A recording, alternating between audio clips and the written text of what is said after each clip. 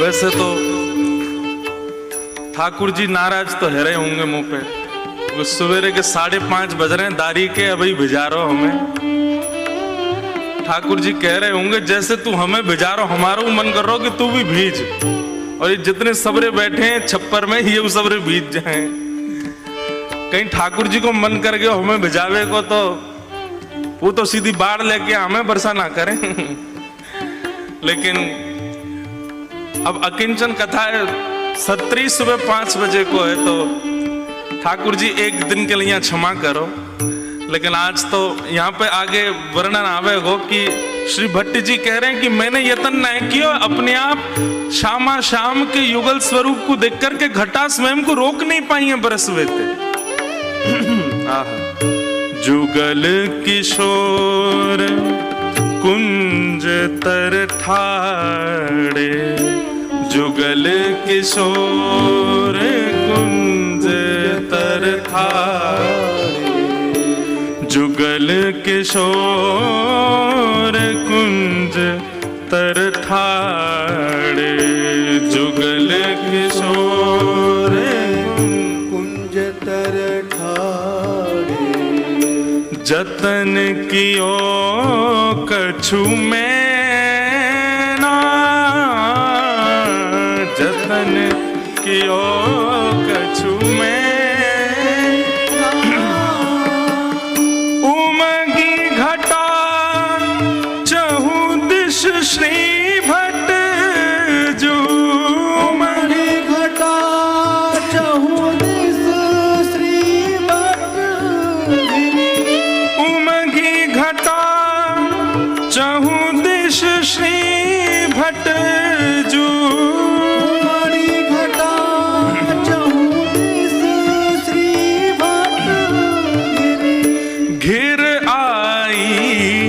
जल सेना घिर आई, जल सेना जुगल किशोर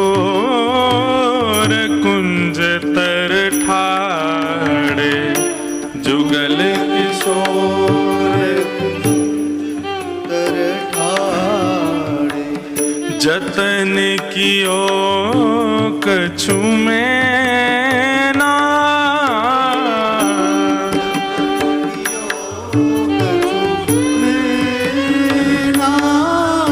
हे उमगी घटा चहु दिश श्री भट्ट जो, उमगी घटा चहु दिश श्री भट्ट घिर आई जल सेना,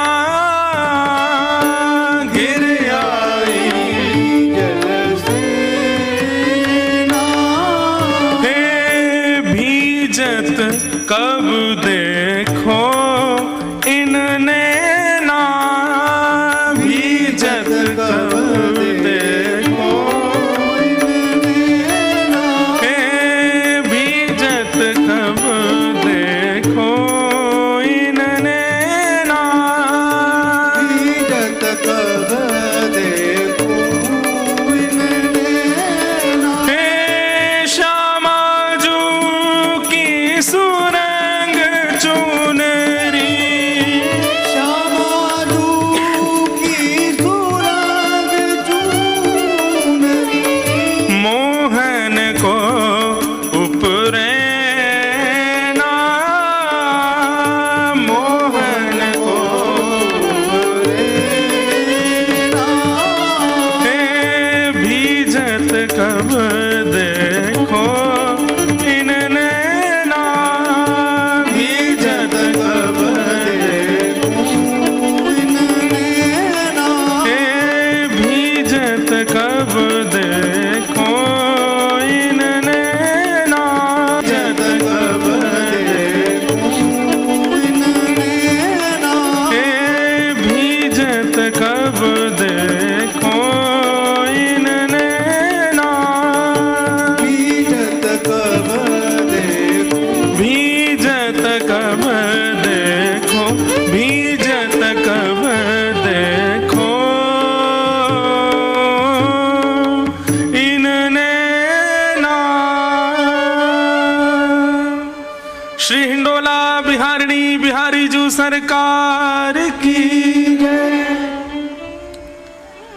श्री वृंदावन बिहारी लाल की, श्री राधा रमण लाल की, श्री राधा वल्लभ लाल की, श्रीमद्भागवत महापुराण की, सब संतन की, सब भक्तन की, देवादिदेव महादेव नीलकंठ भगवान की, जगत पावनी जगत जननी श्री गंगा मैया की, जगत जननी श्री गौ माता की, पर्वतराज हिमालय की जय, गोवर्धननाथ की, गिरिराज धरण की, श्याम सुंदर श्री यमुने महारानी की, प्यारे दुलारे गिरधर लाल की जय जय श्री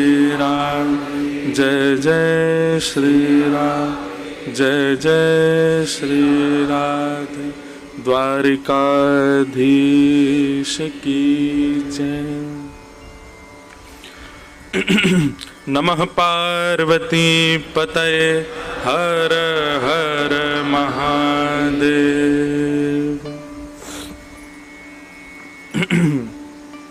परम मंगल में परात्पर अखिलेश्वर अकारण करुणा वरुणालय भक्तवांशा कल्पतरु तड़िद्वित विनिंदित पीतांबरधारी श्री बालकृष्ण लाल की, श्री राधा रमण लाल की वांगमयी शब्दमयी प्रतिमूर्ति के रूप में हमारे मध्य विराजमान श्रीमद् भागवत को बारंबार प्रणाम। देवादिदेव महादेव शंकर भगवान जिनकी पावन छत्र छाया में हम आप सब लोग बैठे हैं ऐसे श्री नीलकंठ महादेव को बारंबार वंदन। पर्वतराज हिमालय जिनकी पावन सन्निधि में हम आप सब लोग 4 दिवसीय अकिंचन सत्संग कर रहे हैं, ऐसे श्री ठाकुर जी के पृथ्वी स्वरूप के मुकुटमणि श्री हिमालय को बारंबार प्रणाम। जगत पावनी जगत जननी श्री गंगा मैया को प्रणाम। उपस्थित समस्त विप्र वृंदों को प्रणाम, समस्त गंधर्व जनों को प्रणाम। और आप सब लोग सुबह सुबह इतनी जल्दी उठ कर के संभवतः नहा धो के ही आए होंगे, और नहीं नहा के आए तो वर्षा की एक बूंद भी पड़ गई होगी तो नव गए होंगे। आए हुए समस्त वैष्णव भक्त वृंद जो भी यहाँ बैठे सबको जय श्री कृष्ण, जय सिया राम, जय श्रीमन नारायण, हर हर महादेव, जय जय श्री राधे।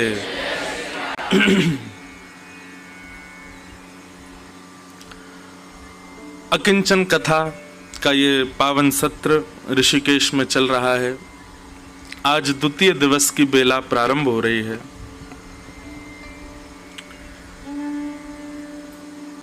निद्रा भी उसी को सताती है जो प्रेम जिसने ना किया हो। प्रेमी व्यक्ति जब हो जाता है ना तो संसार में जो आवश्यक होते हैं, जैसे निद्रा हो गया, आहार हो गया और व्यवहार हो गया, प्रेमी व्यक्ति इन सब चीजों में चूक जाता है। वो निद्रा भी पूरी नहीं कर पाएगा, आहार भी अच्छे से नहीं कर पाएगा, व्यवहार नहीं समझ पाएगा, अपने कर्मों में भी कहीं ना कहीं विचलित ही रहेगा। तो प्रेम के जो अधिकारी होते हैं ना, उनकी निद्रा उड़ जाती है। एक प्रसंग याद आता है कि गीता वाटिका गोरखपुर में पूज्य श्री राधा बाबा महाराज विराजते थे, और श्री राधा बाबा महाराज को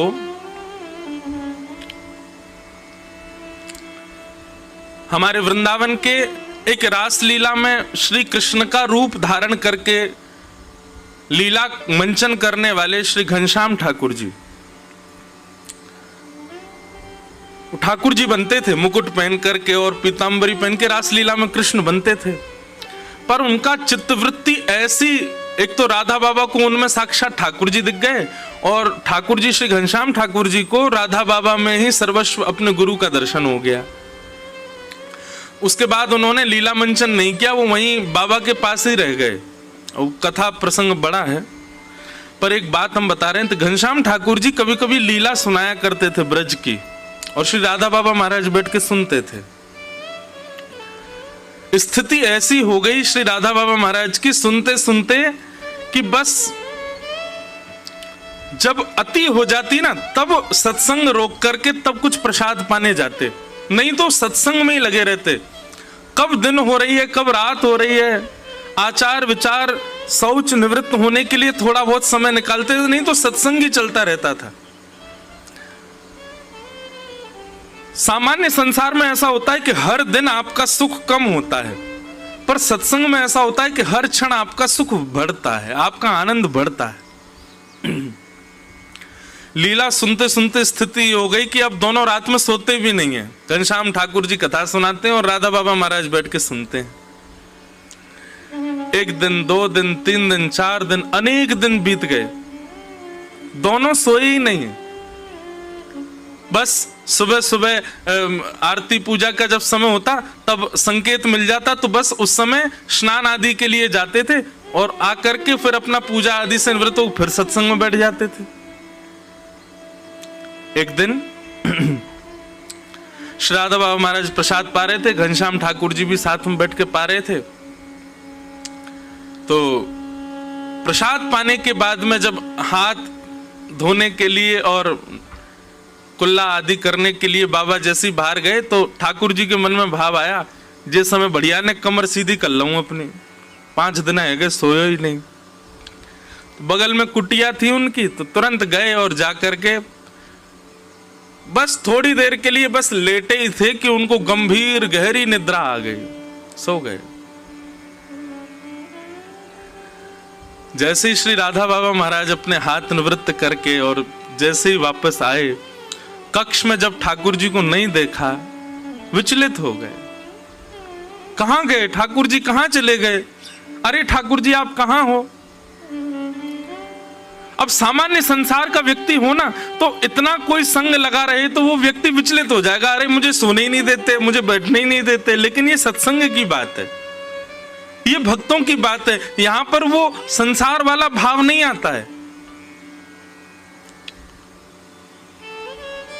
श्री राधा बाबा महाराज तुरंत घनश्याम ठाकुर जी कुटिया में गए, तो जाकर के देखा गहरी निद्रा में पड़े हैं, सोए हैं। नेत्र सजल हो गए श्री राधा बाबा महाराज के।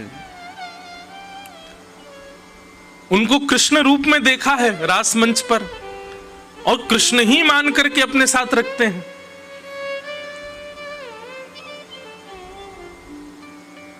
बस ऐसे ही सिर पर हाथ फेरते रहे। जैसे ही हस्त कमल का स्पर्श हुआ तो ठाकुर जी उठ गए।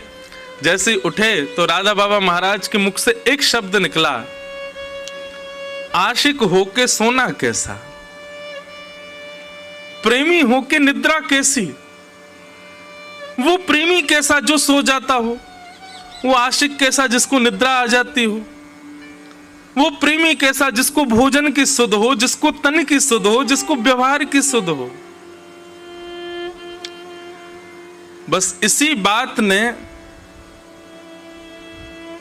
हमेशा हमेशा के लिए श्री घनश्याम ठाकुर जी की निद्रा को विश्राम कर दिया। अब तो बस दिन रात केवल और केवल हरि चर्चा, हरि लीला और हरि कथा का गायन होता है। अब निद्रा नहीं आती है। शरीर है अपनी लीला तो करता है, कभी कभी सताता है, पर फिर भी जब व्यक्ति का सर्वांगीण अंग मन बुद्धि चित्त अहंकार और 10 इंद्रिय कृष्ण प्राप्ति के लिए तत्पर हो जाते हैं, तो फिर संसार का व्यवहार धीरे धीरे कम होने लग जाता है। फिर उसको आदि आदि भावों की सुध नहीं होती।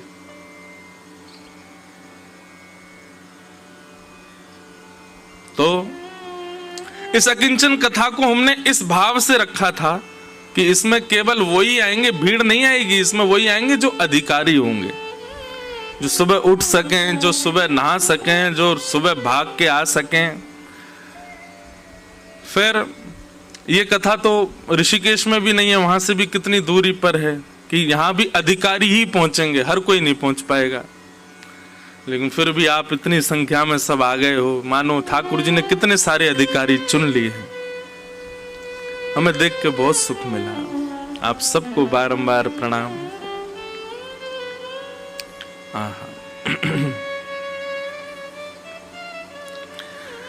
प्रिया प्रियतम की मधुर लीलाएं वृंदावन में चलती हैं, और उन मधुर लीलाओं में हर ऋतु ठाकुर जी की सेवा में आती है। सखियों को सुख देने के लिए, सहचरियों को सुख देने के लिए सबसे सुंदर जो ऋतु है वो ये वर्षा ऋतु है। ठाकुर जी मधुर विहार करते हैं, हिंडोला झूलते हैं। 7 अगस्त को वृंदावन में श्री गिरधर लाल जी का हिंडोला उत्सव है। आप सब लोग भी वहां भी सादर आमंत्रित हैं। हरियाली तीज भी है।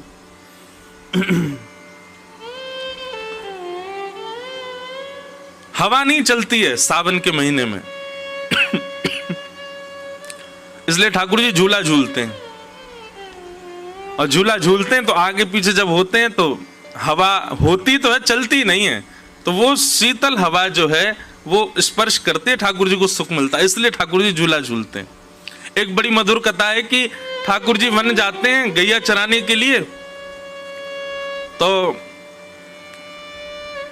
एक बार मैंने शायद वेणु गीत के प्रसंग में सुनाया था, वहां पर गोपियां कहती हैं कि आज लाला ने मोतिन को, मालान को, गहनीन को श्रृंगार ना कियो है, तो आज लाला ने कहा पहनो है? बोले गैयान को दूध निकालते समय उनके पैर दोहनी ते बांध दिए जाएं। बात कहा के जो है लोभना।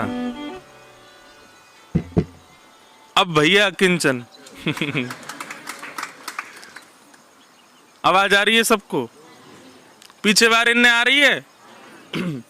तो गैया को जब दूध निकाले तो वह समय गैया के पाम बांध दिए जाएं पीछे। काय को कि कहीं गैया अगर हाथ पाम अपने पाम चलावेगी तो वो जो दूध जा में भरो जा रहा है वो कहीं दोहनी गिर नहीं जाए। सो जो रस्सी ते गैया के पाम बांधे जाए वाकू कहें लोभना। वहां में गोबर भी लगो रहे, वहां में मट्टी भी लगी रहे और बड़ी मोटी सी रस्सी रहे। सो आज ठाकुर जी ने मोतिन को, मालान को, स्वर्ण को श्रृंगार ना किया है। आज ठाकुर जी ने खूब सारे लोभना लिए और एक अपने सिर पे बांध लियो है, एक दो अपने गले में बांध लिए, वही के बाजूबंद बना लिए, वही को यहाँ पर बांध लियो है, वही को करधनी में कमर में बांध लियो है। और ठाकुर जी ने आज सर्वांगीण अंग में लोभना धारण किए। आहा, वेणु गीत का श्लोक है, मुझे श्लोक याद नहीं है, पर वहां पर गोपियां कहती हैं आज ठाकुर जी कितने सुंदर लग रहे हैं। क्यों? अरे सखी देखो, कोई श्रृंगार ऐसा नहीं है।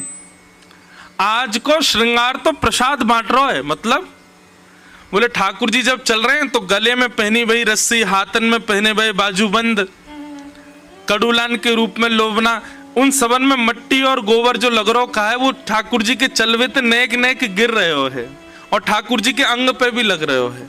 कितने सुंदर लग रहे हैं ठाकुर जी। तभी वर्णन करते हैं कि आज ठाकुर जी जैसे ही वन में गए, सावन को महीना, हवा चलना रही, सो ठाकुर जी को सर्वांगीण अंग जो है का है वो गीला है, गो पसीनाते प्रश्वेत के बिंदुनते। ठाकुर जी बोले हे मधुमंगल श्री दामा, बहुत जोर की गर्मी लग रही है यार, कछु करो। भाई लाला तू अपने सबरे लोभना उतार दे। सो ठाकुर जी ने अपने सिर पे पहनो भयो, हाथन में, कलेन में, सब जो भी गैयान की रस्सी हिकाई पाम बांधवे की सब दे दें मधुमंगल को। तो मधुमंगल ने एक ते एक दूसरी घुर्र गांठ बांध करके और पेड़ पे एक रस्सी डाली और नीचे घुर्र गांठ बांध के एक तरफ ते एक पैर ते ठाकुर जी चढ़ गए, दूसरी तरफ ते मधुमंगल चढ़ गए और यहाँ श्रीदामा आदि सब सखा व रस्सी को पकड़ करके दोनों उनको झोटा दे रहे हैं, झुला रहे हैं। जैसे ही झूला झूलना प्रारंभ कियो और ऐसे मौसम में ठाकुर जी को नेक सुंदर व्यार को अनुभव भयो, तो ठाकुर जी को एक स्वभाव है, जैसे ही कछु ठाकुर जी को भाव है, ठाकुर जी के तुरंत मन में आ जाए कि ये तो श्री जी को प्रस्तुत होना चाहिए, ये तो हमारी श्यामा जी की सेवा में जाना चाहिए। झूला झूलते झूलते ठाकुर जी बोले, मधुमंगल तेरे संग आनंद ना आ रहा, तू उतर जा और सुन। श्यामाजू को निमंत्रण दिया, उनको बुलाया, देख कितना सुंदर आनंद आ रहा है। मधुमंगल बोला, हम्मेदारी के झूला बनायो हमने, सब करो हमने, और झुलावे को श्यामाजू को। अरे तो को बाद में झुला लूंगा, तू उनको बुलाएला। आहा, राधे झूलन पधारो, घेर आए बदरा, घेर आए बदरा, घेर आए बदरा, घेर आए बदरा, घेर आए बदरा, श्याम झूलन पधारो, घेर आए बदरा। आहा, किशोरी जी अपनी सब सखीन के संग आई हैं। जैसे ही ललिता विशाखा ने आकर के देखी, कोरी रस्सी पड़ी है बस। क्या करोगे लाला? बोले, यहाँ पे श्यामाजू को बैठाओ, उनको झूला झुलाएंगे। अरे तुम्हें नेक शर्म नहीं आई है? इतनी निष्ठुर रस्सी पे हमारी कोमल सी किशोरी जी को बैठाओगे? श्रम है जाएगो लाडली जी को। किशोरी जी के श्रम को भाव सुनते ही सबन में होड़ लगी है महाराज। सब जा रहे हैं और ढूंढ ढूंढ के सामग्री ऐसी ला रहे हैं कि वह झूला को इतनो सुगम बना दें, इतनो सुंदर बना दें कि हमारी श्यामाजू को श्रम नहीं हो। कहीं ते लता लेके आए, कहीं ते ऐसी बेल लेके आए, कहीं ते सुंदर सुंदर पुष्प लेके आए, और सब सखी सहचरीन ने सुंदर झूला तैयार किया और वहां पर सुंदर एक पाटो बिछा करके और किशोरी जी को बैठाया हुआ है। और किशोरी जी को बैठा करके श्री ठाकुर जी झुला रहे हैं। बड़े सुंदर सुंदर पद हैं हिंडोला के, सुनाएंगे अभी 7 तारीख को तो सुनाएंगे ही वृंदावन में, यहां पे भी बीच बीच में लेंगे भाव। ठाकुर जी झुलाते झुलाते जैसे ही वेग नेक तेज होवे झूला को, सोई उछल करके बैठ जाएं किशोरी जी के बगल में, और दोनों मधुर हिंडोला झूल रहे हैं। तो जब सखीन के समीप जावे हिंडोला, तो वास्तव में तो सखीन को मन रूपी मयूर नृत्य करे, क्योंकि संयोग है रहो है। लेकिन जैसे हिंडोला पीछे को जावे, वियोग में व्याकुल है जाएं, तो वियोग और संयोग दोनों को ये मिश्रण, ये एक ही जगह संभव है, एक ही लीला में संभव है, और वो है हमारे श्रावण के हिंडोलान की लीला। ऐसे संयोग वियोगात्मक लीला ठाकुर जी संपादित कर रहे हैं झूला झूल करके। एक जगह तो पद है, झूला झूलत चतुर्भुज नाथ। अब मन में भाव आवे कि चतुर्भुज ठाकुर जी झूला कब से झूलन लगे, शंख चक्र गदा पद्मधारी ठाकुर जी झूला झूल रहे हैं, तब वहां को भाव आवे चतुर्भुज नाथ मतलब 2 भुजा किशोरी जी की हैं, 2 भुजा ठाकुर जी की हैं। एक दूसरे से कमर लगा के बैठे, मतलब ठाकुर जी पल्लंग को मुंह करके, किशोरी जी इतकू मुंह करके, यहाँ तक किशोरी जी ने पकड़ रखो है और पीछे से ठाकुर जी ने, और दोनों की कमर आपस में मिल रही है, पीठ आपस में जुड़ रही है, और सब सखी झुला रही है। बड़ा सुंदर ये श्रावण को महीना है। हमारे लाल जी और किशोरी जी खूब सुख पामे।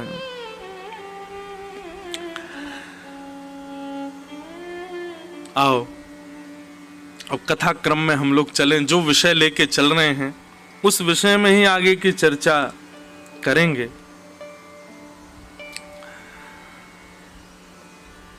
नव योगेश्वर संवाद, जिस विषय को लेकर के ये क्रम चल रहा है, राजा निमि अपने प्रश्न कर रहे हैं और 9 योगेश्वर उनके प्रश्नों का उत्तर दे रहे हैं। कल राजा निमि ने प्रश्न किया था कि महाराज भागवत धर्म किसको कहते हैं। तब कवि नाम के योगेश्वर ने उत्तर देते हुए कहा कि भगवत प्राप्ति,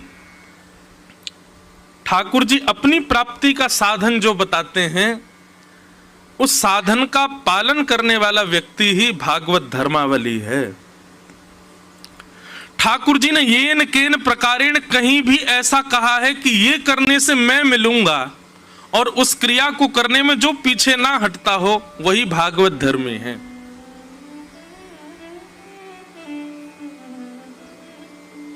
कहो तो कुसुमल साड़ी रंगावा, कहो तो भगवा भेष, कहो तो मोतियन मांग भरावा, कहो तो मोतियन मांग भरावा, कहो छिटकावा केश बाला, कहो छिटकावा केश बाला, मैं बैरागन हूँगी, मैं बैरागन। ये भागवत धर्मावली है।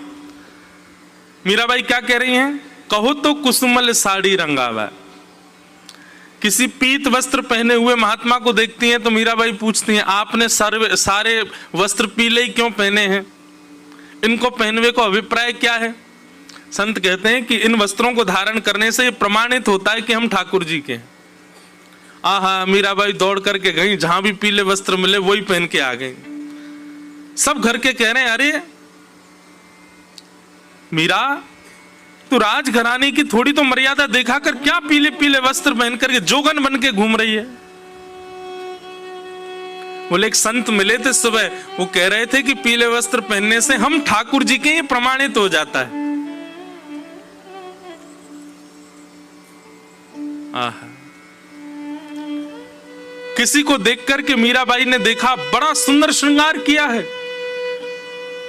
पूछा कि आपने श्रृंगार क्यों किया? बोले कि दुनिया के लोग श्रृंगार करते हैं कि हमसे कोई रीझ जाए, कोई व्यक्ति रीझे, कोई संसारी व्यक्ति रीझे, पर मेरा श्रृंगार तो इसलिए कि श्याम सुंदर रीझे।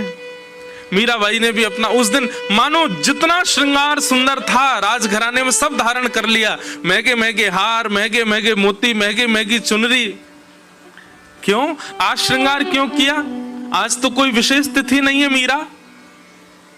बोले कि आज सुबह कोई मिला था, उसने कहा कि श्रृंगार इसलिए कर रहे हैं ताकि हमारे श्रृंगार से ठाकुर जी रीझ जाएं।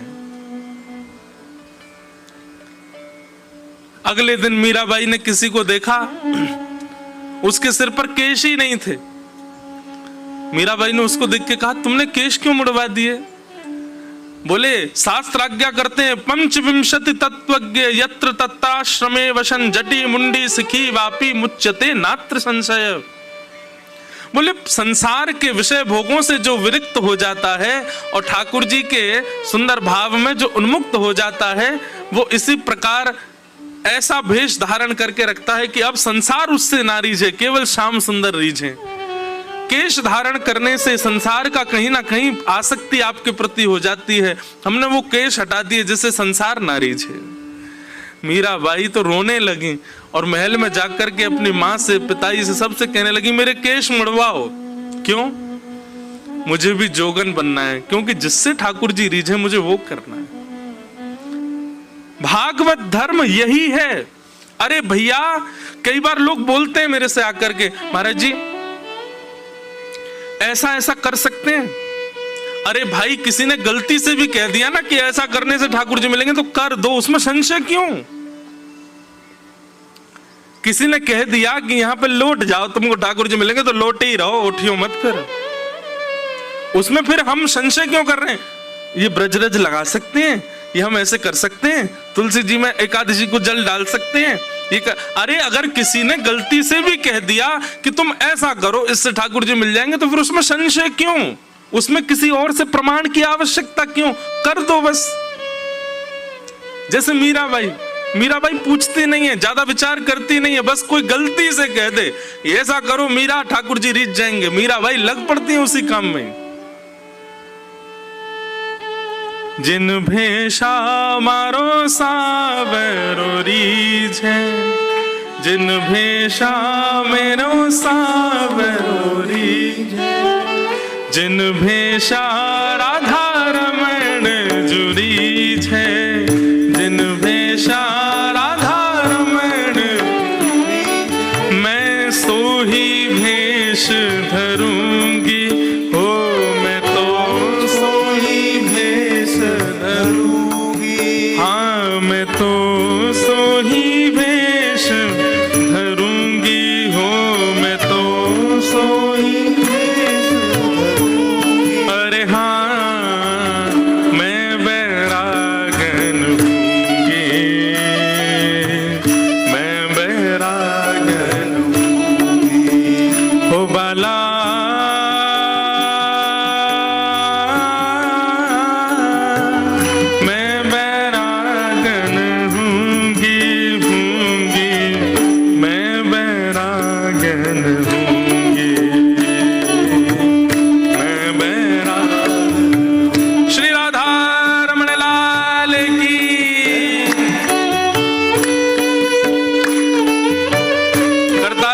के गाओ।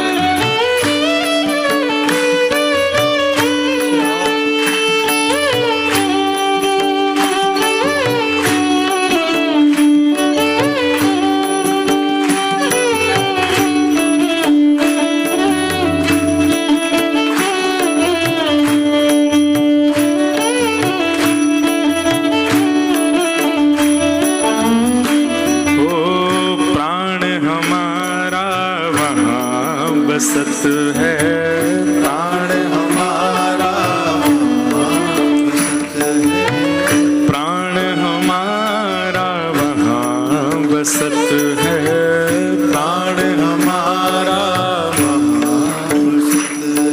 ओ यहाँ तो खाली खोड़, यहाँ तो खाली खोड़ कहते हैं शरीर को, यहाँ तो खाली खोड़, यहाँ तो खाली खोड़।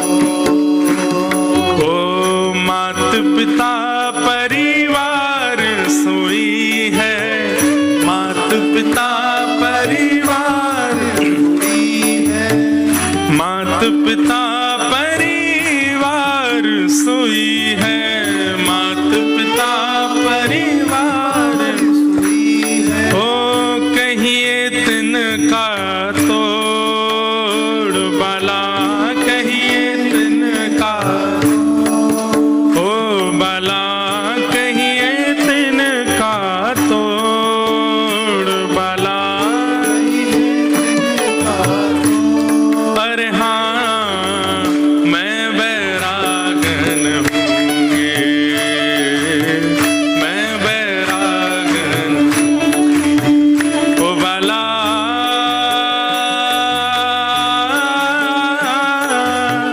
मैं बैरागन हूँगी, हूँगी, मैं बैरागन हूँगी,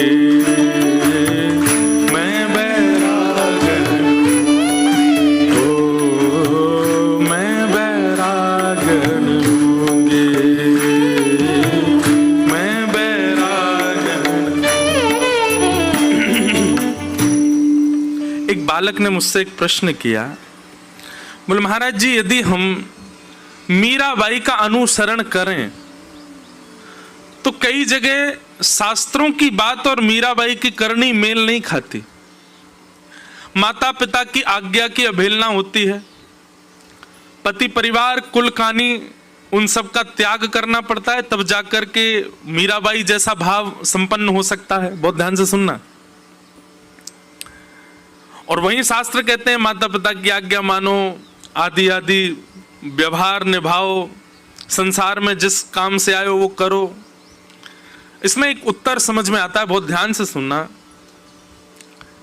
यदि आपके चित्त में किंचित भी संशय उत्पन्न हो रहा है अपनी भक्ति के प्रति कि कहीं मैं गलत तो नहीं कर रहा,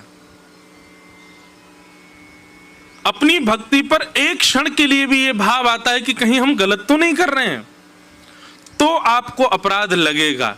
पर मीराबाई को तो पूर्ण विश्वास था कि वो जो कर रही हैं वो परम शुद्ध है, परम सत्य है और परम सात्विक है। उनके चित्त में किंचित भी संशय नहीं आता था। भले ही शास्त्रों में कहीं कहीं ये बात है कि भाई पति की भाव मानो, कुल खानदान में रहो, अपनी मर्यादाओं का पालन करो, माता पिता की आज्ञा सर्वोपरि है, आदि आदि। पर मीराबाई अपने सुख का विचार ना करते हुए अपनी भक्ति को प्रधान मानकर के सब क्रिया करती हैं, और उसमें उनको कोई संशय नहीं होता कि मैं जो कर रही हूं ये गलत है। ये संशय ही नहीं है, उनके चित्त में ही नहीं आता। इसलिए मीराबाई अपराध विमुक्त हैं। पर आप कोई क्रिया करते हो और आपको तुरंत मन में आ जाता है कि ये कहीं गलत तो नहीं, आपको अपराध लग सकता है। इसलिए आप शास्त्र की बात ही मानो, आप गुरुजनों की आज्ञा ही मानो। आप उस स्थिति में नहीं पहुंचे हो जिस स्थिति में मीराबाई है। मीराबाई तो कहती हैं, मीराबाई को सब कहते हैं, बोले कि तुम ठाकुर जी का गुणगान गाना बंद कर दो। अरे जिसके घर में रहती हो वही तुम्हें विष देना चाहता है, मत गाया करो। मीराबाई कहती हैं, अब उनका भाव देखो। मीराबाई कहती हैं, अगर राणा यानी कि उनके देवर जब पति पधार गए मीराबाई को, उसके बाद मीराबाई कहती हैं, राणा अगर मुझसे रूठ गया तो ज्यादा से ज्यादा क्या करेगा? मुझे अपने घर से निकाल देगा, अपने महल से निकाल देगा। लेकिन ठाकुर जी रूठ गए तो उनका तो पूरा ब्रह्मांड है, मैं जाऊंगी कहां फिर? मैं तो गोविंद रा गुण गासूं, राणा जी रूठे तो मने काय करसी। मैं तो माधव रा गुण गासूं, राणा जी रूठे तो मने काय करसी। बहुत सुंदर भाव है। एक प्रकार से कहें, ये सब भाव हम जो कह रहे हैं ना, संपूर्ण श्रीमद् भागवत में भक्ति लक्षण जो हैं, ये सब आपको मीराबाई में दिख जाएंगे। संपूर्ण भागवत में भक्ति लक्षण जो हैं, ये सब आपको श्री सूरदास जी में दिख जाएंगे, श्री कृष्णदास में। ये जितने भी भक्त लेवल के जितने भी वैष्णव हैं, जिनकी हम चर्चा कथा में करते हैं, इन सबके जीवन को देखोगे, इन सब में वो गुण दिख जाएगा जो भागवत में एक भक्त को करने चाहिए।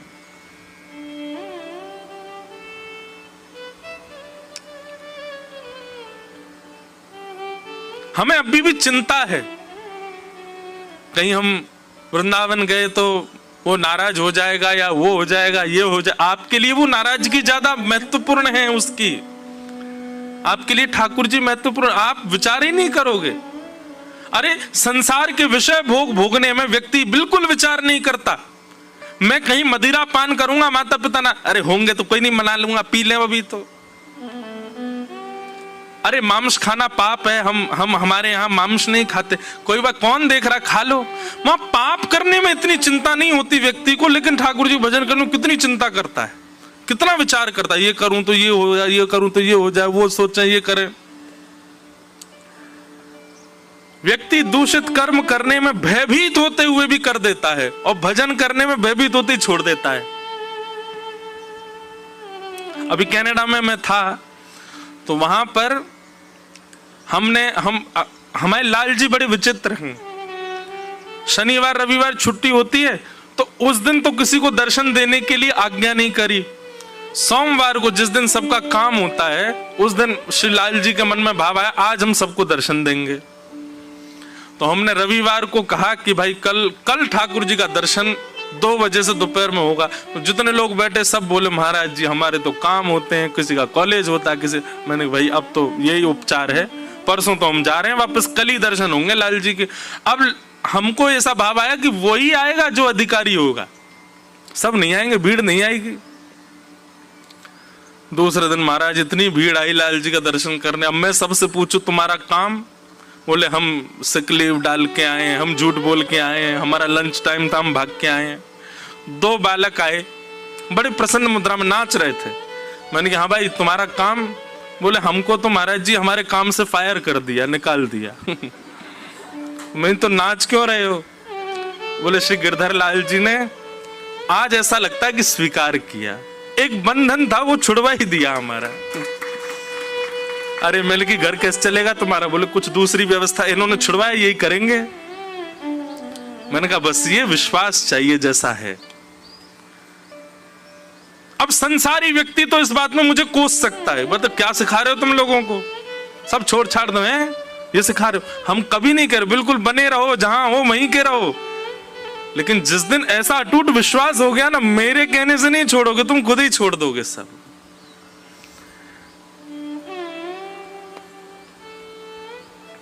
तो भागवत धर्म क्या है? जिससे मैं ठाकुर जी का हो सकूं, वो सारी क्रियाएं, वो सारे बातें, वो सारे उदाहरण स्वीकार करने लग जाए, वही भागवत धर्म है।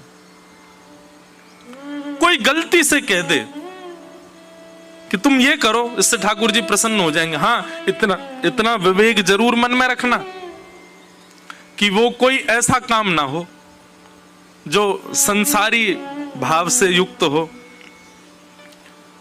कार्य कोई ऐसा हो जिसमें आपकी व्यवस्था कट रही हो, जिसमें आपकी सुख समृद्धि नष्ट हो रही हो और उससे ठाकुर जी प्राप्त हो रहे हो, तो उसमें विचार मत करो, कर दो। लेकिन उद्देश्य यही होना चाहिए कि मैं ठाकुर जी को प्राप्त करूं, बस। यही भागवत धर्म है। दूसरा प्रश्न कल हम लोगों ने श्रवण किया कि राजा निमि दूसरा प्रश्न करते हैं कि ठाकुर जी को जो प्रिय हैं, बहुत ध्यान से सुनना, ठाकुर जी जिनको प्रिय हैं उनकी बात नहीं हो रही है, ठाकुर जी को जो प्रिय हैं उनके लक्षण क्या होते हैं, उनका स्वरूप कैसा होता है, उनका स्वभाव कैसा होता है, वो बोलते कैसे हैं, वो बैठते कैसे हैं, वो चलते फिरते कैसे हैं, वो सोचते कैसे हैं, ठाकुर जी के प्रिय जनों के लक्षण क्या हैं, कृपा करके वो हमको बताओ। हम आपसे एक बात कल भी कह रहे थे, जो लोग आए थे और जो आज आए वो सुन लो। बंधु, हमारे जप तप नियम साधन सत्संग आदि सबका एक ही उद्देश्य है, ठाकुर जी हमको प्रिय लगे नहीं, हम ठाकुर जी को प्रिय लगे। ठाकुर जी यूं कहते हैं जी मेरो है, या मैंने स्वीकार कर लिया है, अब या को सब कछु मैं हूं, हमारा भजन इसके लिए हो रहा है, हम हरि प्रिय बने। हरि तो सबके प्रिय हैं, पर हरि का जो प्रिय है वो विशेष बात है।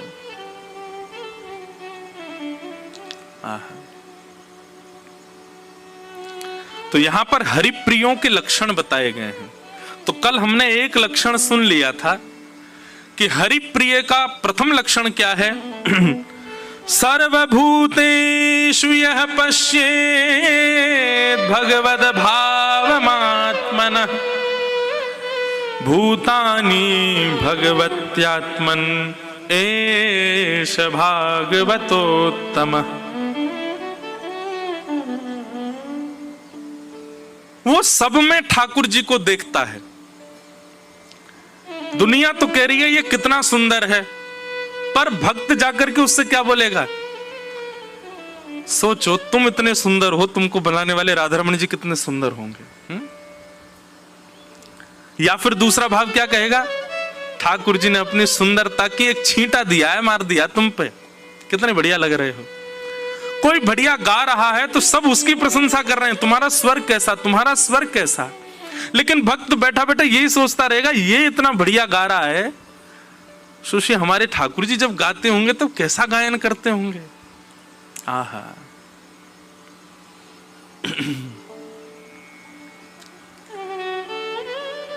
वीणा लेके गावे रंगीली राधे, वीणा लेके गावे। यहां पर जो भी थोड़ा बहुत संगीत जानते हो, आज तक आपने ऐसा स्वरूप नहीं देखा होगा कि सितार वादन करने वाला या वीणा बजाने वाला गा भी रहा हो। पर हमारी किशोरी जी कैसी हैं, वो वीणा लेकर के बैठती हैं और संग संग गाती हो रहे हैं। आहा, इतना सुंदर श्री सरस माधुरी जी का पद है, वीणा लेके गावे रंगीली राधे, वीणा लेके गावे रंगीली राधे, वीणा लेके गावे रंगीली राधे, वीणा लेके गावे रंगीली राधे।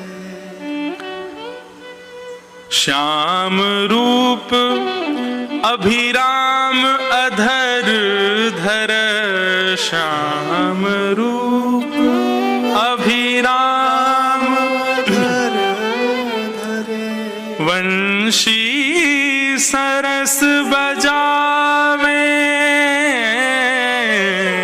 वंशी सरस बजावे।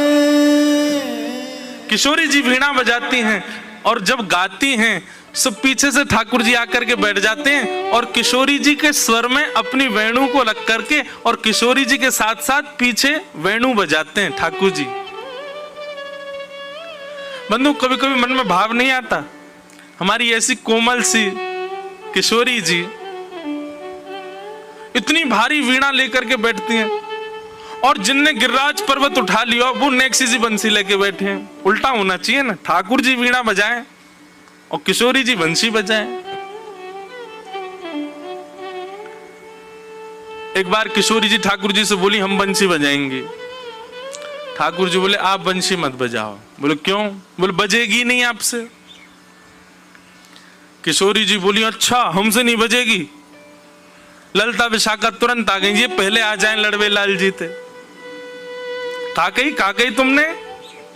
बोले मैं यूं कह रहा हूं कि हमारी श्यामाजू बंसी ना बजा पाएंगी। अच्छा हमारी लाडली जू जब चले ना तो उनके पामन की नूपुर उनकी ध्वनि पे राग रागनी वारे वारे जामे, और तुम यूं कह रहे हो हमारी लाडली जी बंसी ना बजा पाएंगी? चलो जल्दी अपनी बंसी दो, हमारी किशोरी जी बजाएंगी। अरे मैं कोई किशोरी जी पे संशय ना कर रहा हूं, किशोरी जी पे कोई आक्षेप ना कर रहा हूं, वो साक्षात संगीत स्वरूपा हैं, पर मेरी बंसी जे ना बजा पाएंगी। ललिता जी बोली आज तो यही बंसी बजेगी, अब ही बजेगी और तुम्हारे सामने ही बजेगी, लाओ दो। ठाकुर जी बोले ना माननी बात, लो दे दो।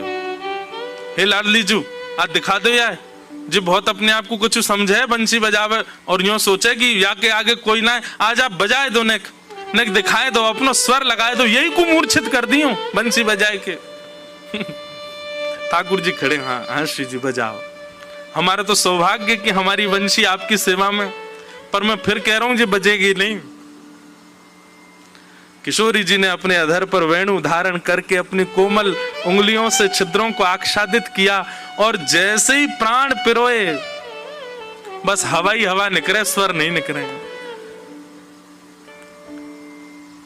ललिता विशाखा कह रही है अरे जल पिला, गलो सूख गो श्यामाजू को, जल पिलाए दियो लेकिन बंसी नहीं बजे।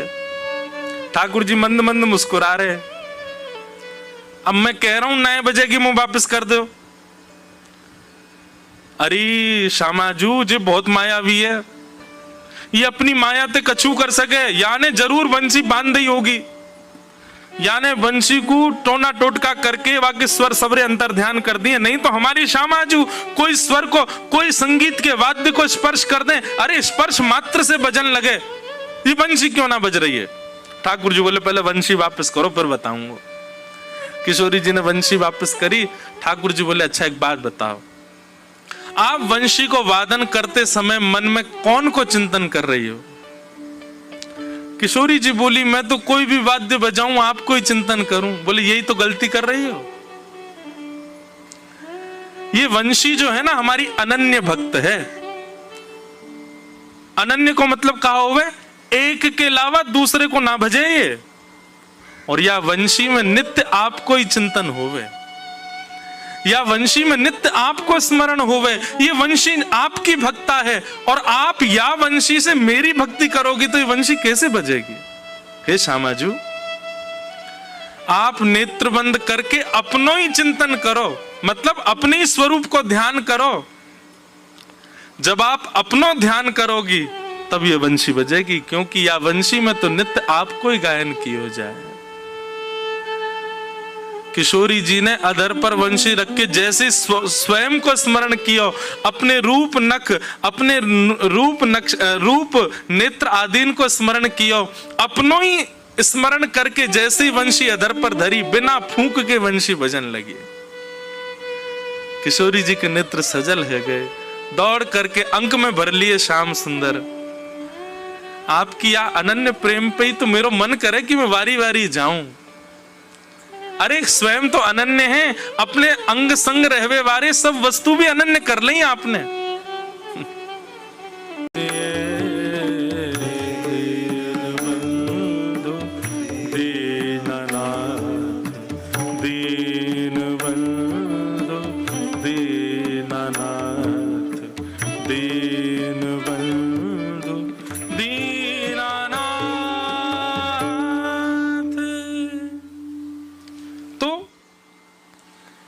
हरिप्रिय जो है वो अपने जीवन में घटने वाली घटना या अपने जन्म और अपने जाति के कभी बहाने नहीं लगाता ठाकुर जी से कि भगवत भक्ति मुझसे इसलिए नहीं बन पा रही, बल्कि वो बहाने ढूंढता है कि मैं भजन कैसे करूं। जैसे एक व्यसनी व्यक्ति कैसा होता है, मैं कभी कथा में बताया करता हूं, व्यसनी व्यक्ति कैसा होता है। आज मेरे यार की शादी है, आज मेरे यार की शादी हुई है, आज तो मैं पीऊंगा, आज पी ली। और कल क्यों पी रहा है?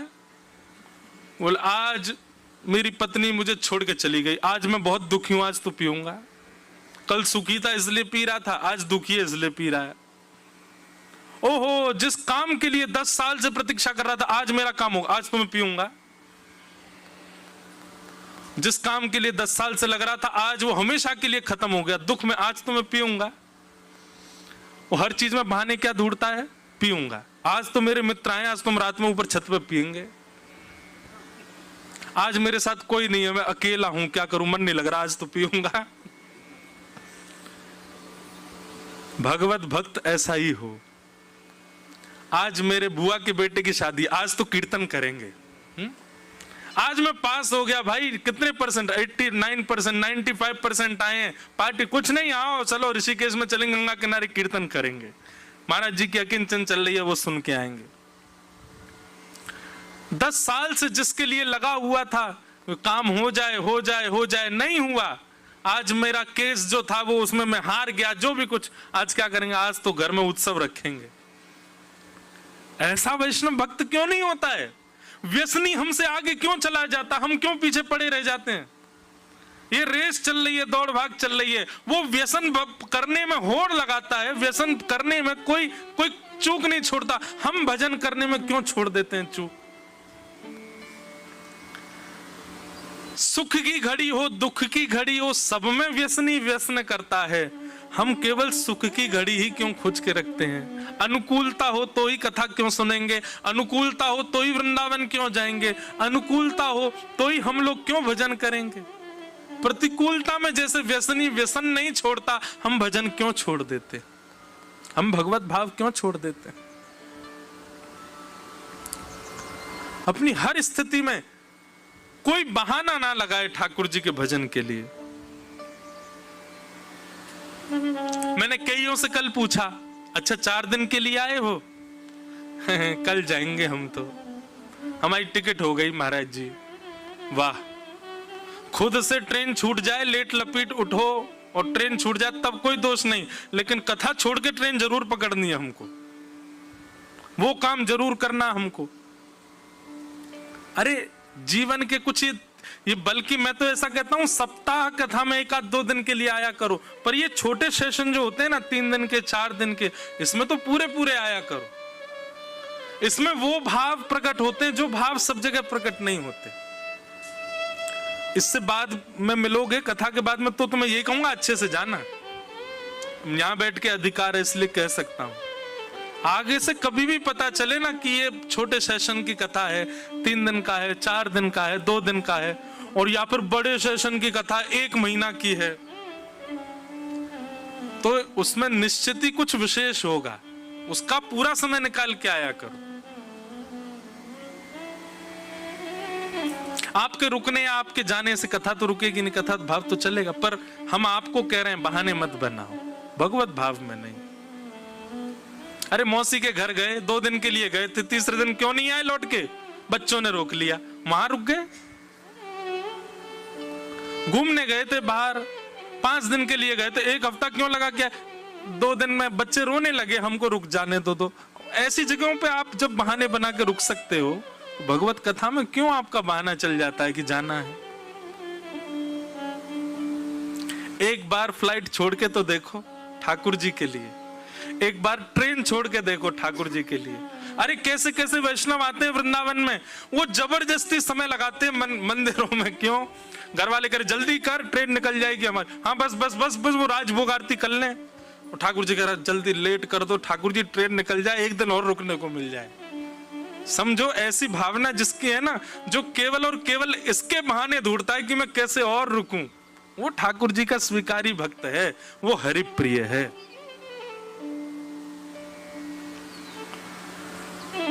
जितना सोचा है उतना ही किया ठाकुर जी के भजन में।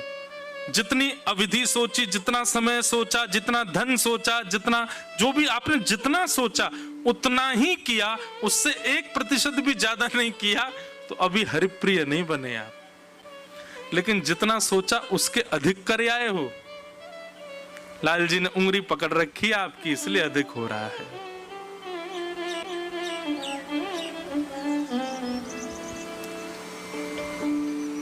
कई लोग इसमें मुझे भी कह सकते हैं तो महाराज जी 4 ही दिन की कथा क्यों कर रहे हो, 5 दिन की कर दो ना आप। पर मेरा तो भाव ये है ना कि मुझे यहां से छूट के कहीं संसार में थोड़ी जाना है, यहां से छूट के फिर कहीं कथा में ही जाना है, कहीं भगवत भाव में ही जाना है। यहां से छूट के कोई अपने व्यवहार के लिए तो जाना नहीं कहीं पर आपको यहां से जा छूट के जाना कहाँ है, संसार में ही तो जाना है। काहे को जा रहे हो फिर? ऐसा तो है नहीं कि आपके कोई भजन, हाँ मुझसे कोई ये कहता कि महाराज जी हमको यहाँ से इसलिए जाना है कि हमको वृंदावन जाना है, वृंदावन में राधा रमन जी में हमारी सेवा है, बिहारी जी में ऐसा है, गुरुदेव का उत्सव है वहां, तो समझ में भी आती बात। हाँ ठीक, जो चाहो कोई बात नहीं।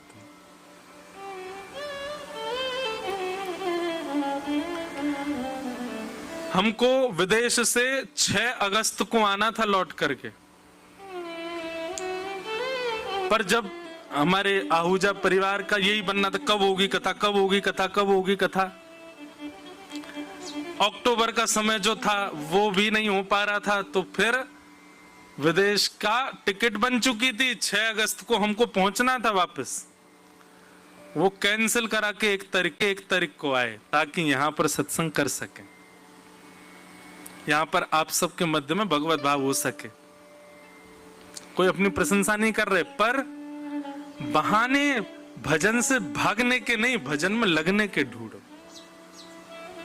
तो समझो आप हरि प्रिय हो। तो सज्जतेस्मिन् अहम भावो देहे वै स हरि प्रिय, ये हरि प्रिय का लक्षण है। यहां पर 4 दिन यही बताया जा रहा है, हरि प्रिय कैसे बनाया जाए, ठाकुर जी का प्रिय कैसे बनाया जाए। हाँ, अब यहां पर तीसरा लक्षण बताया, चौथा लक्षण बताया जा रहा है हरि प्रिय का, कि न यस्य स्वपर इति वित्ते स्वात्मनि वाभिदा सर्वभूतस्मः शान्ता स वै भागवतोत्तम। कठिन है पर अच्छा है। न यस्य स्वपर इति, ये मेरा है और ये उसका है, ये पर है, ये स्व है, ऐसी भावना जिसके चित्त में नहीं है। सब ठाकुर जी, सबई भूमि गोपाल की, सबई भाव गोपाल के, सबई जन गोपाल के, ऐसी भावना जिसके चित्त में है। न यस्य स्वपर इति, पराई और अपनी की भावना जिसके चित्त में नहीं है वो हरि प्रिय है, जो सबको ठाकुर जी का भाव मानता है। कोई अत्यंत दोषी व्यक्ति है, संसार उसके आपके पास आकर के निंदा कर रहा है, ये तो बड़ा बेकार है, ये तो ऐसा है, ये तो वैसा है। आपकी दृष्टि में उसकी निंदा सुनते हुए भी जब आप उसको देखो तो देखते समय यही भाव आ रहा है कि ये भी बनाया तो राधा रमन जी नहीं है, भले ही वो अत्यंत दोष युक्त है तो ठाकुर जी के द्वारा निर्मित। ठाकुर जी ने संसार की किसी भूमिका को कराने के लिए इसका निर्माण किया है। जब आप संसारी व्यक्ति को देखते हैं, वो व्यसन भी करता है, मांस भक्षण भी करता है, अत्यंत दूषित व्यक्ति है। आपका स्वरूप है ना ऐसा होना चाहिए कि उसमें भी ये भाव तो रखो, कोई बात नहीं, ये ठाकुर जी का नहीं हुआ, लेकिन संसार भी तो ठाकुर जी ने बनाया है, उस संसार का कोई काम इससे करवाना होगा, इसलिए ठाकुर जी ने इसको भेजा है। उसमें भी दोष बुद्धि मत रखो। हाँ ठीक है, वो गलत तो है ही, उसका संग मत करो, पर उसमें दोष बुद्धि मत रखो।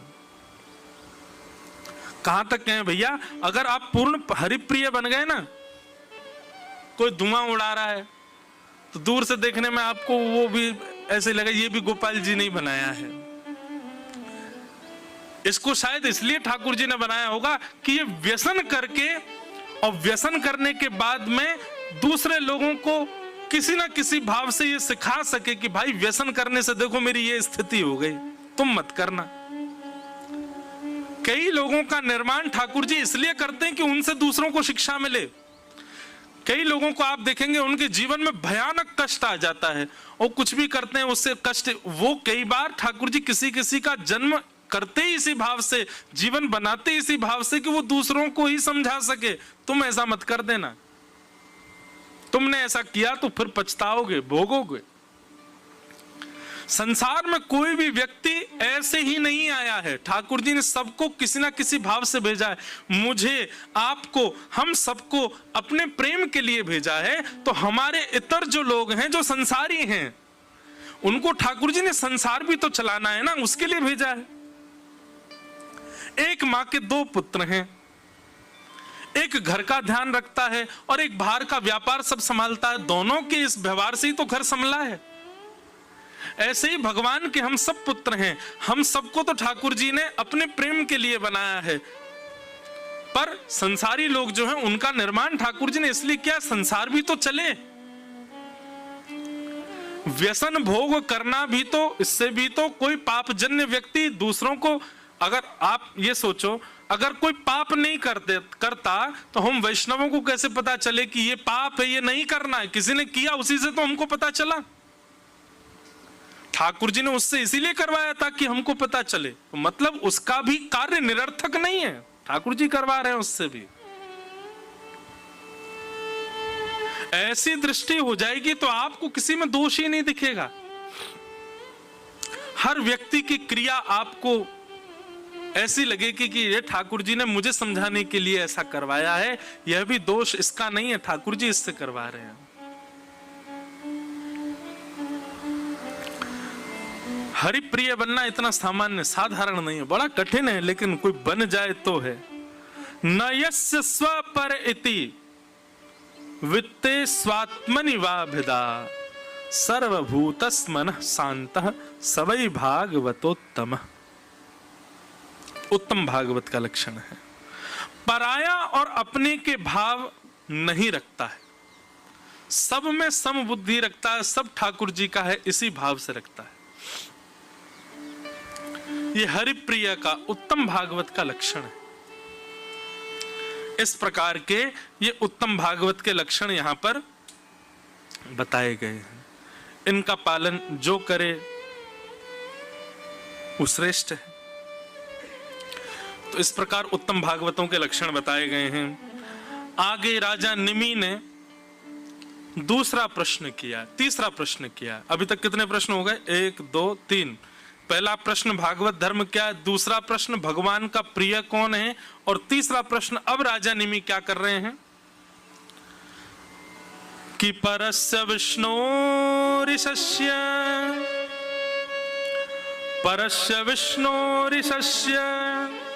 मायिनी मापमपि मोहिनीं मायां वेदितुमिच्छामो भगवन्तो ब्रुवन्तु नः। हे भगवान, माया किसको कहते हैं? मैं माया के बारे में जानना चाहता हूं। ठाकुर जी से हमको दूर करने में सहायक कौन होती है? ठाकुर जी से दूर करने में सबसे बड़ी योजना किसकी होती है? माया की। वो माया क्या है? कृपा करके उस माया का विषय मुझको बताओ। इसका उत्तर देते हैं अंतरिक्ष नाम के योगेश्वर, और वे पूरी यहां पर सृष्टि बताते हैं, सृष्टि कैसे होती है, क्या होती है। सबका भाव एक ही कहते हैं, आपके जिस कार्य से, जिस योजना से, जिस व्यवहार से, जिस विचार से आप संसार में और इंक्लूड हो जाओ, आपका और एग्जिस्टेंस संसार में हो जाए, आपकी जिस भी क्रिया से, वो क्रिया ही माया है।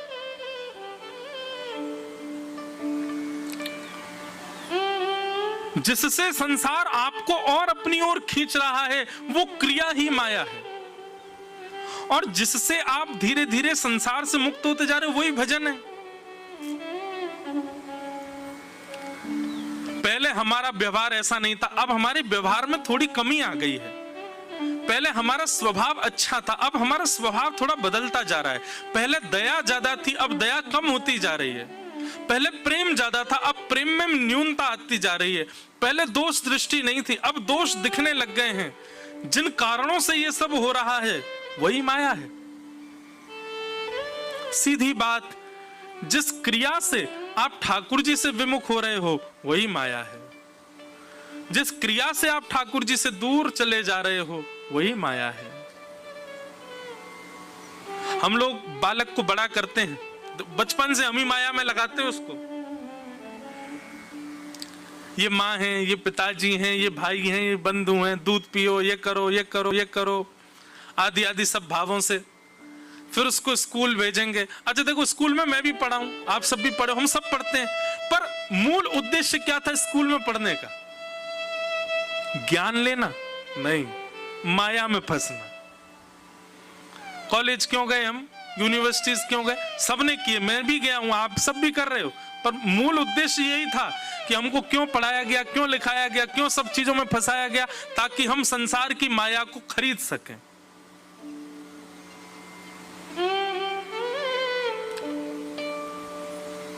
उदर भरणो जीवा, पेट भर सकें, ऐसे निपुणता हमारी बन जाए, उसके लिए माया में हम बचपन से पड़े रहते हैं, फंसते हैं।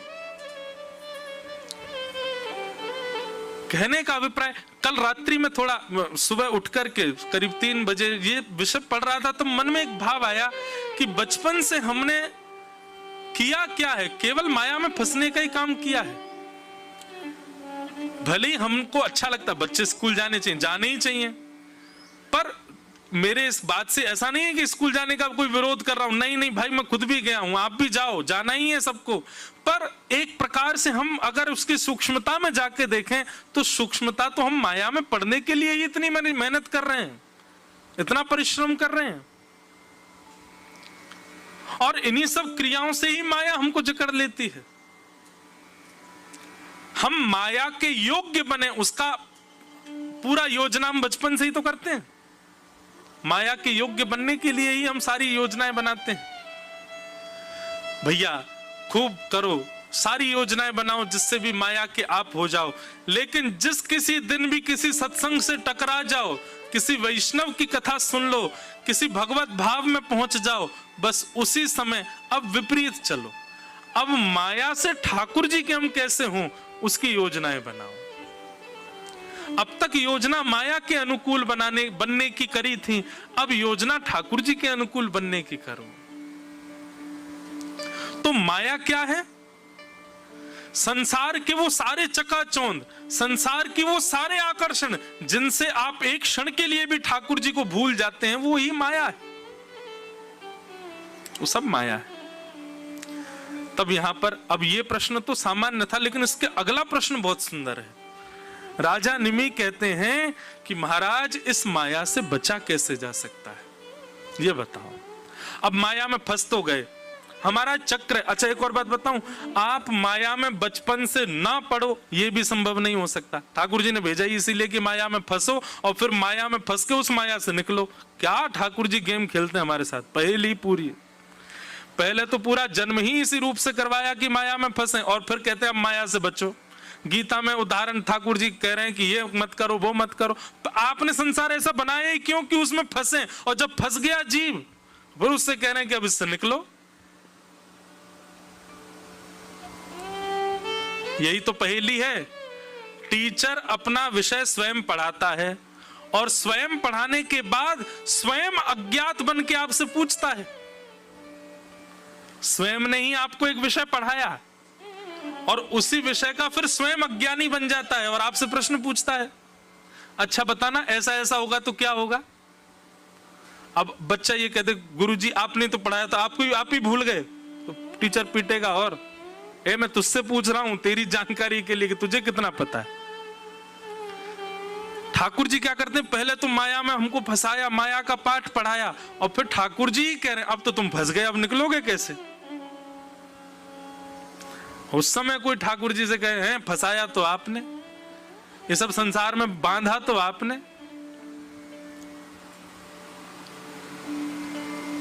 सूरदास जी का एक पद है ना, नाचो बहुत गोपाल अब मैं, नाचो बहुत गोपाल अब मैं, नाचो बहुत गोपाल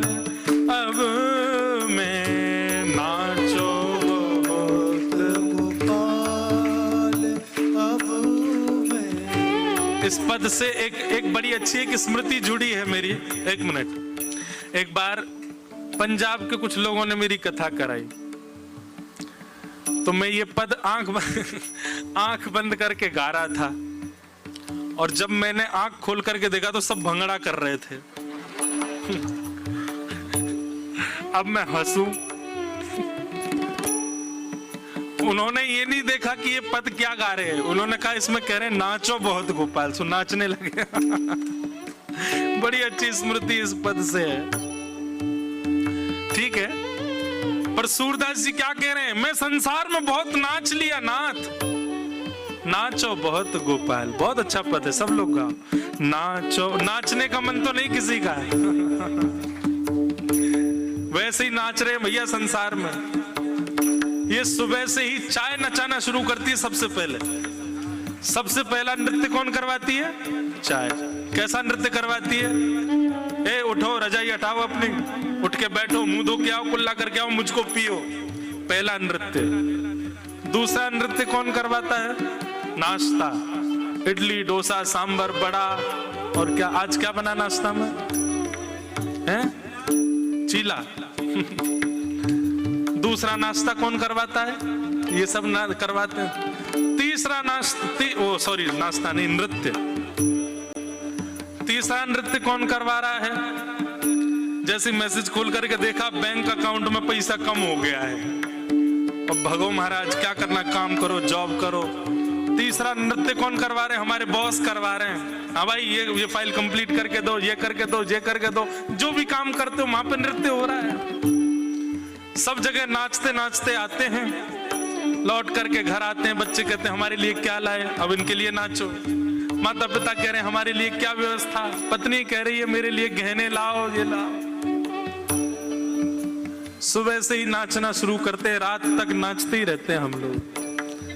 ये संसार हमको नचाता है। सूरदास जी कह रहे हैं नाचो बहुत गोपाल, अब मैं नाचो बहुत गोपाल, अब मैं काम क्रोध को पहर चोलना, काम क्रोध को पहर चोलना। शब्द सुनिएगा कैसे नाच रहे हैं हम लोग। काम क्रोध को पहर चोलना, काम क्रोध को पहर चोलना, काम क्रोध को पहर चोलना।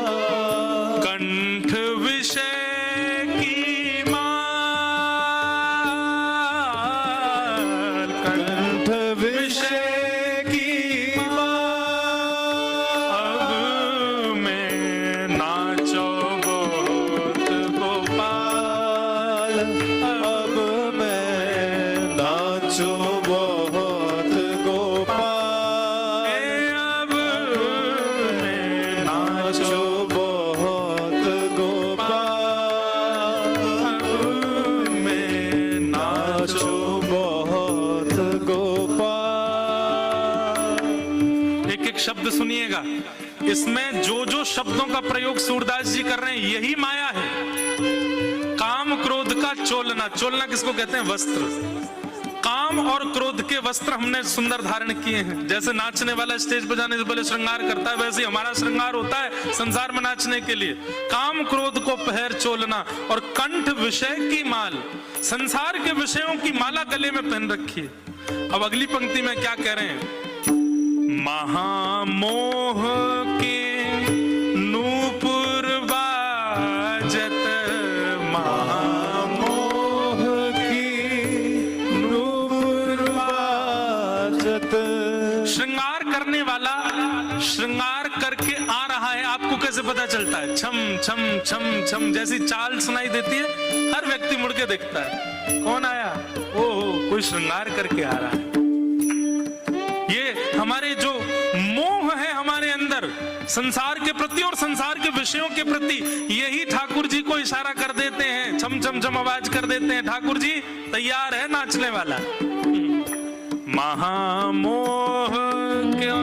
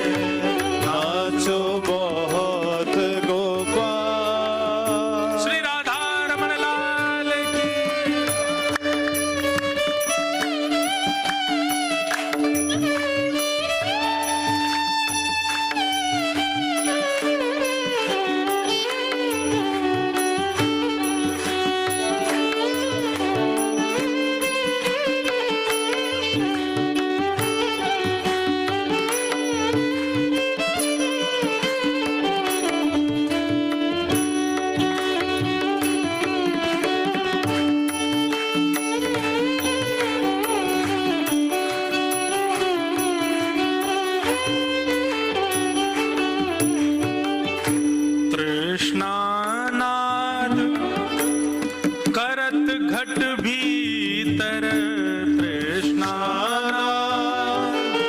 करत घट। तृष्णा किसको कहते हैं? आसक्ति को। तृष्णा कहते हैं इच्छाओं को। हमारे भीतर सबसे ज्यादा नाद कौन करता है जब हम नाचते हैं? तो तृष्णा, आसक्ति। ए सुन, कथा चल रही है तो पिलाला थोड़ी बाहर जाके, तृष्णा की नाद बज रही है। 7:30 तो बज गए, कब पूरी होगी कथा? चाय पिए हम, तृष्णा नाद कर रही है भीतर।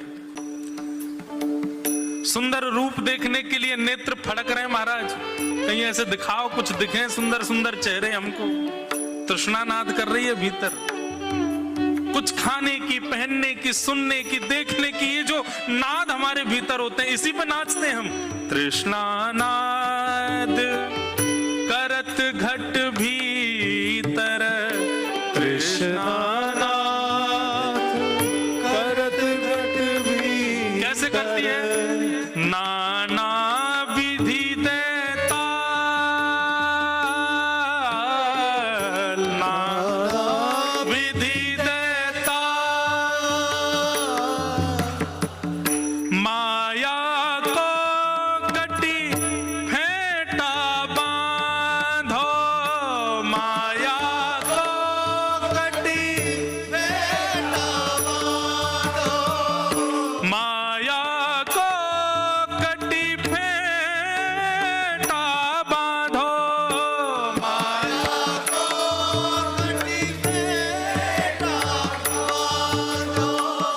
लोभ तिलक दियो भाल, लोभ तिलक दियो भाल।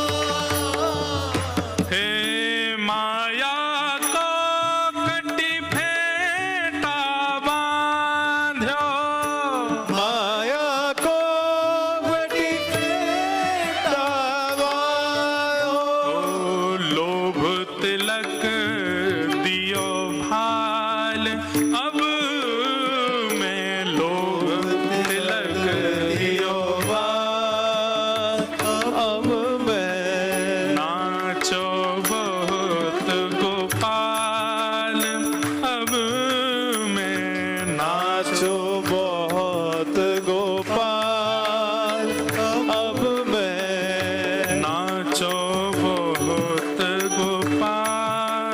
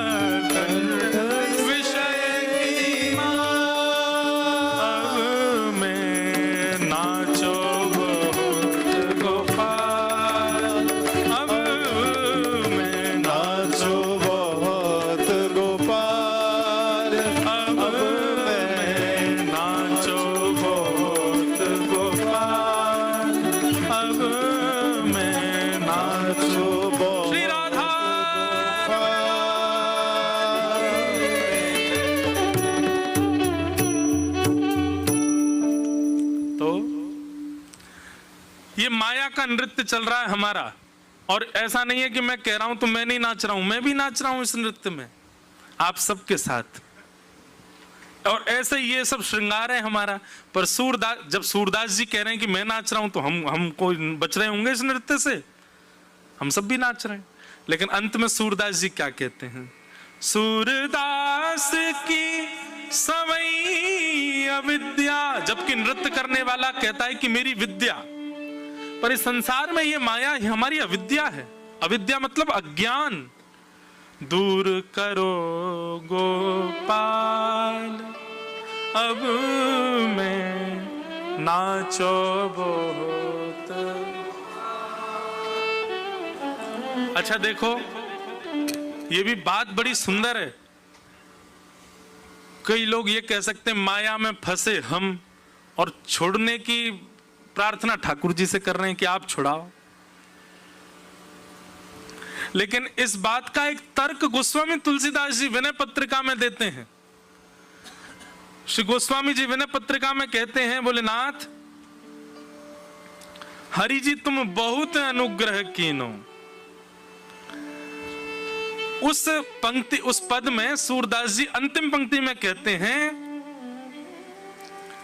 तुलसीदास यह जीवन मोह रज। ये हमारा जीवन कैसा? बोले मोह की रज्जु, रज्जु यानी कि रस्सी।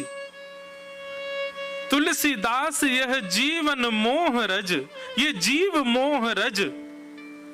ठाकुर जी बोले खुद बंधे हो खुद खोलो। गोस्वामी जी कहते नहीं, जेही बांधे सोई खोले।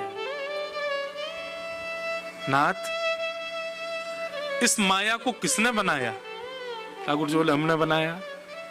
और इस माया में आसक्त होने वाला हमारा मन किसने बनाया? भगवान बोले वो भी हमने बनाया। तो जे ही बांधे सोई खोले, वो ही खोलेगा जिसने बांधा है। हम तो केवल प्रयास कर सकते हैं, नाम जप कर लेंगे, कथा सुन लेंगे, गंगा स्नान कर लेंगे, तीर्थ यात्रा कर लेंगे, अपने बुरे कर्मों का त्याग कर देंगे, सुधर जाएंगे नाथ। पर माया से हमको निकालने का काम तो वही करेगा जिसने माया में डाला है। इतना मेहनत हम कर रहे हैं, थोड़ी सी आप कर लो नेक। हमारे इन सब भावों को देख करके जेही बांधे सोई खोले। हरि जी तुम बहुत अनुग्रह किए, आपने हम पे बहुत अनुग्रह किया, पर एक और कर दो। क्या? ये जो माया में आपने हमको बांधा है, आप ही हमको खोलो। तुलसीदास जी का बहुत अच्छा पद है ये, हरि जी तुम बहुत अनुग्रह कीनो। और उसमें भी एक बड़ी योजना बनाते हैं गोस्वामी जी। गोस्वामी जी कहते हैं, बोले नाथ जैसे मछली पकड़ने वाला सरोवर पे जाता है, कांटा फेंक करके और प्रतीक्षा करता है, बैठा रहेगा बेचारा। और जैसे ही उसकी वो बंसी जिससे वो मछली पकड़ता है वो जैसे ही हिलने लगती है, सोई वो तुरंत चरखा पीछे करके और रस्सी को बाहर निकाल लेता, मछली निकल के बाहर आ जाती है। राम जी बोले ये बात तुम मुझे क्यों बता रहे हो? गोस्वामी जी बोले नाथ वो तालाब जो है ना, वो संसार का विषय रूपी तालाब है, और उसमें जो मछली है वो मैं हूं। मैं उस विषय रूपी तालाब में घूम रहा हूं, गलत खा रहा हूं, गलत पी रहा हूं, गलत लोगों के संग बैठा हूं, गलत कर रहा हूं, सब कुछ मैं तो वही करूंगा क्योंकि आपने मुझे डाला उसमें। मैं करता रहूंगा, करते करते करते करते करते करते इधर उधर घूमता रहूंगा। एक दिन आप आना और अपनी कृपा रूपी वंशी में और अपनी दया रूपी उस सुई को टांग करके उसको फेंक देना माया रूपी तालाब में। भगवान बोले अच्छा, फिर? बोले फिर प्रतीक्षा करना। कब तक? बोले एक दिन माया में घूमता घूमता मैं गलती से आपसे टकरा जाऊंगा, और जैसे ही मैं गलती से टकराऊं ना, सुई मुझे खींच के बाहर निकाल लेना। राम जी बोले बड़े चतुर हो। मतलब इसमें भी ये नहीं कह रहे कि मैं खुद आऊंगा, यूं कह रहे हो गलती से टकराऊंगा।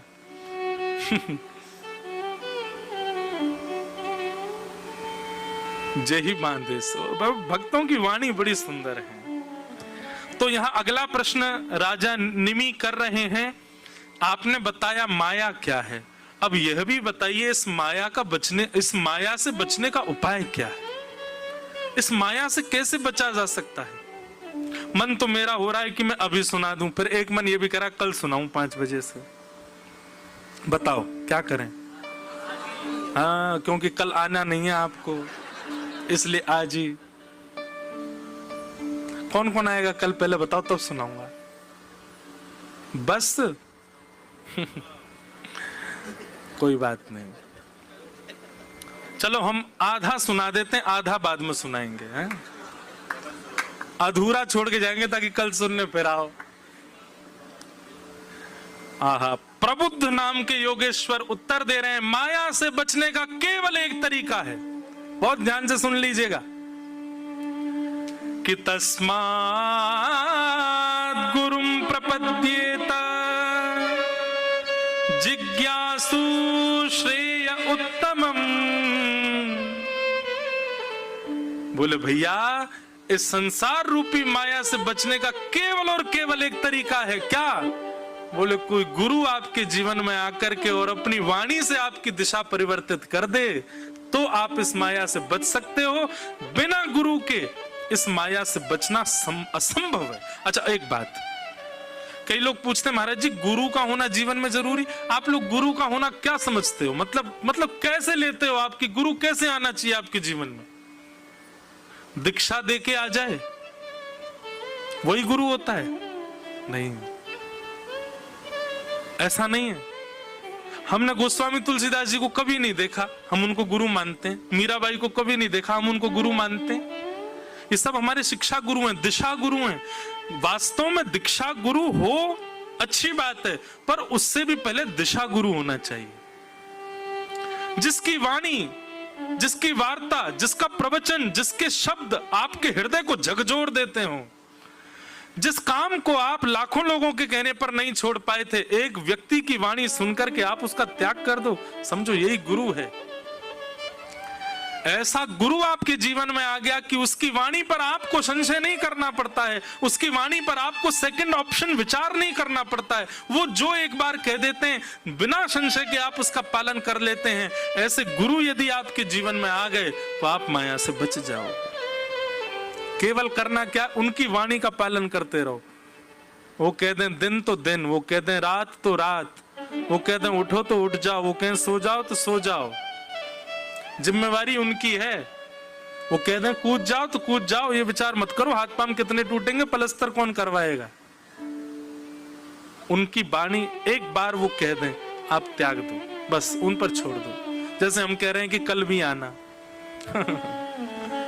ऐसा नहीं, कल भी और लोग आएंगे, आपको जिसका भाव हो वही रुको। लेकिन हम जो बात कह रहे हैं, तस्मात् गुरु प्रपद्येत जिज्ञासु श्रेय उत्तमम। गुरु कृपा से माया से बचा जा सकता है। अब यहां एक ही प्रश्न में एक और प्रश्न किया, क्या? कि उस गुरु को हम कैसे पहचाने कि यही गुरु हमको माया से बताएगा। तब प्रबुद्ध नाम के जो योगेश्वर हैं वो कहते हैं ये हम कल 5 बजे से बताएंगे। माया से बचाएंगे तो गुरुजी, पर कैसे गुण वाले गुरुजी बचाएंगे वो हम कल 5 बजे बताएंगे। तो बड़े आनंद की बात है, खूब आनंद से हम आप सब लोग बैठे हैं श्री गंगा जी के तट पर, हिमालय की पर्वत गोद श्रृंखला में। श्रावण का महीना है, ठाकुर जी हिंडोला झूल रहे हैं, खूब सुंदर आनंद हो रहा है, अकिंचन सत्र चल रहा है।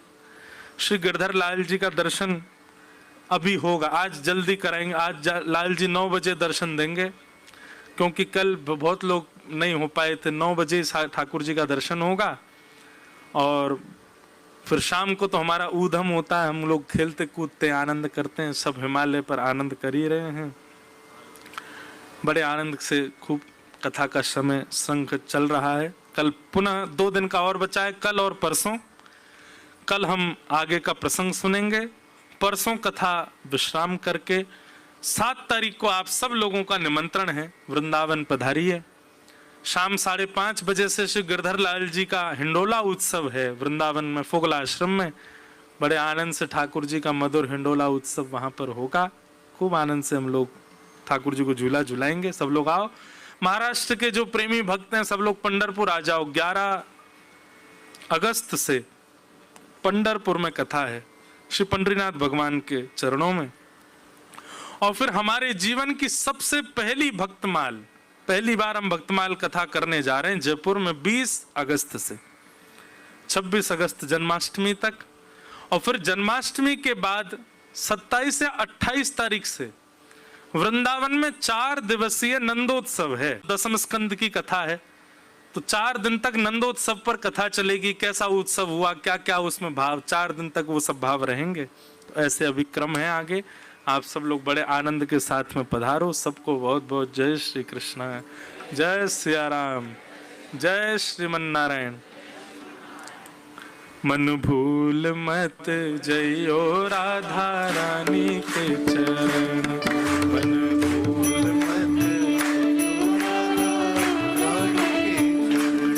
मन भूल मत जइयो श्यामा प्यारी के चरण, भूल मत जइयो श्यामा प्यारी के शरण। ओ राधा रानी के चरण, महारानी के चरण, राधा रानी के शरण, महारानी के शरण, राधा रानी के चरण, श्यामा प्यारी के चरण, राधा रानी के शरण, श्यामा प्यारी के शरण। मेरे मन भूल मत जइयो राधा रानी के चरण, मन भूल मत जइयो राधा रानी के शरण। मेरे मन भूल मत जइयो श्यामा प्यारी के चरण, मन भूल मत जइयो श्यामा प्यारी के शरण। वृषभानु की किशोरी सुन गैया हूते भोरी, वृषभान की किशोरी सुन गैया हूते भोरी। ओ वृषभानु की किशोरी सुन गैया हूते भोरी, वृषभान की किशोरी सुन गैया हूते भोरी। प्रीत जान के हूँ थोड़ी तो है राखेगी शरण, प्रीत जान के थोड़ी हुए राखेगी शरण। मेरे मन भूल मत जइयो श्यामा प्यारी के चरण, मन भूल मत जइयो श्यामा प्यारी के शरण। राधा रानी के चरण, बरसाने वाली के चरण, राधा रानी के शरण, रानी के शरण। बरसाने वाली के चरण, राधा रानी के चरण, बरसाने के शरण, राधा रानी। स्वर में गाइए भाव से।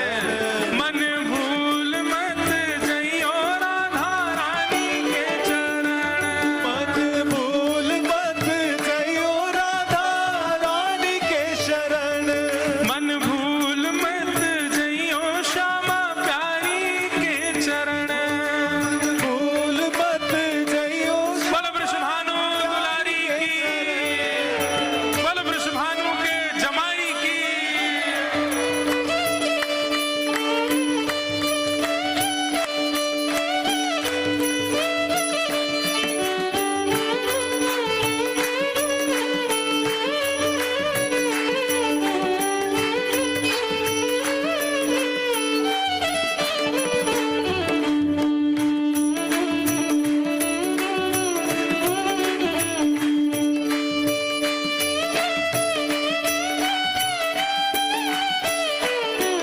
जाके श्याम उर हेर, राधे राधे राधे टेर, जाके श्याम उर हेर। राधे राधे राधे तेरे। क्या अर्थ है पता है इस भाव का? जिसके हृदय में श्याम सुंदर विहार करते हैं वो मुख से राधे राधे बोलता है। जाके श्याम उर हेर, राधे राधे राधे टेर, जाके श्याम उर हेर। राधे राधे राधे तेरे। बांसुरी में बेर बेर करे नाम से रमण, बांसुरी में बेर बेर करे नाम से रमण। मेरे मन भूल मत जइयो राधा रानी के चरण, मन भूल मत जइयो राधा